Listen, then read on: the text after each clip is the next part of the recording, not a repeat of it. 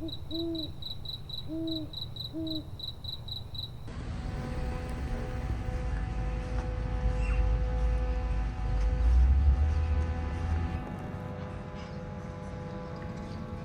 story begins for me on a warm and sunny Friday morning. I woke up and didn't feel like doing a lot of driving, so I decided to spend the morning looking around the town of Mammoth, located in the northwestern area of Yellowstone.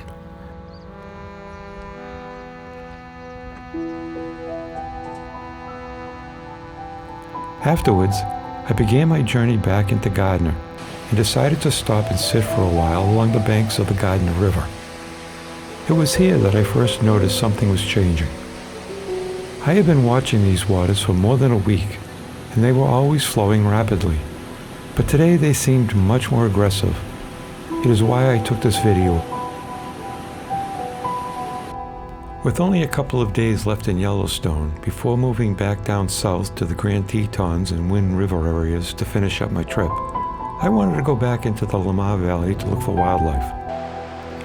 Stopping to take some photographs, I noticed how turbulent and brown the Lamar River had become, once again spurring me to take this video.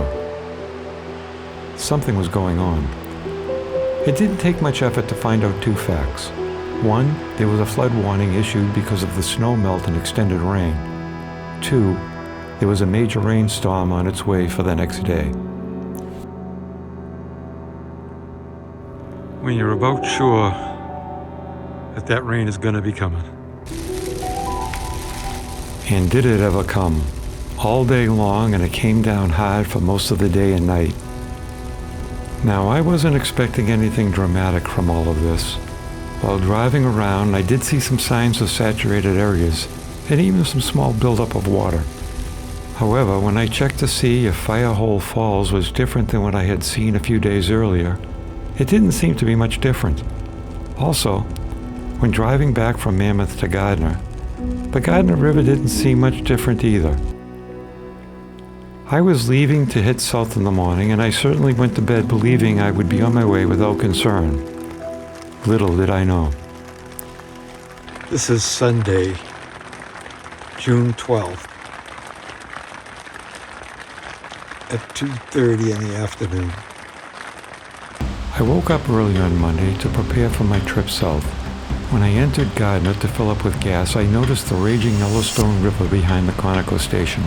It looked nasty and wild, yet I still had no clue that things were bad in certain areas.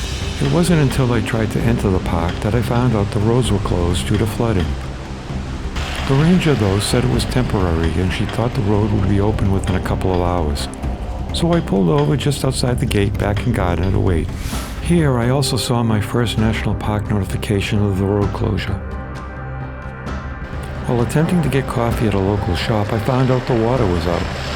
They couldn't make coffee, but they could make me a breakfast sandwich. As I sat and waited, I then got another NPS notification. More roads were closed. Walking around town, it was quiet, but I saw no visible destruction here. After a while, I decided that I would head back up to my camping area and settle in and wait.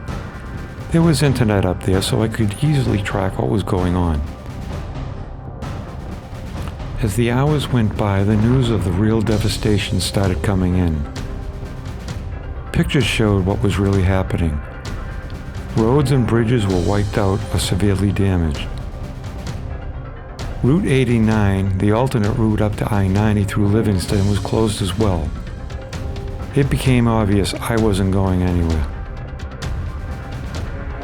The local government was actively preparing for the emergency they were really facing. Getting tourists out of town was a priority, as this put extra pressure on a small town.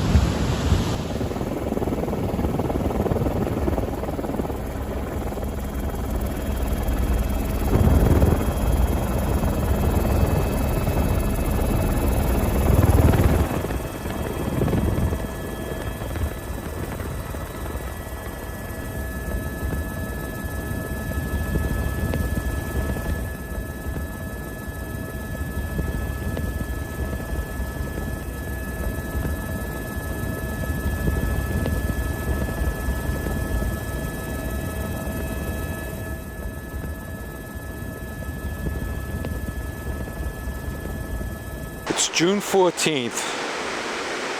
It's just about 8:30 in the morning. I'm down here in Gardiner, the town, after sleeping all night up in the national forest behind it. This is the Yellowstone River flowing this morning. Honestly, it's hard to tell just looking at it. It looks a little bit less than it did yesterday, but roads are closed still. Could be here for a few days. No water in town, the water lines broke.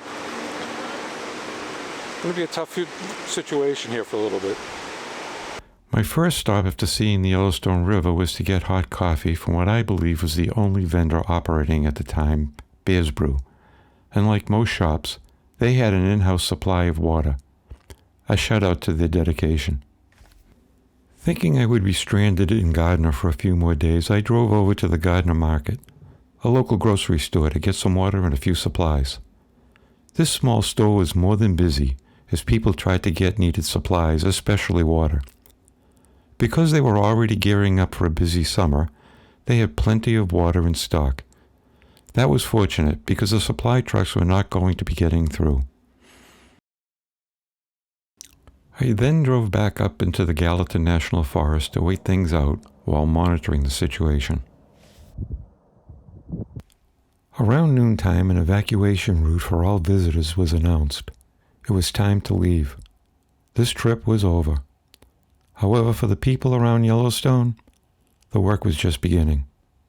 The message I saw advised everyone to leave immediately, as the newly open route may not be available for long. It literally took me less than 10 minutes to get on the road. As you will see along this route, the impact gets worse as I travel along Route 89.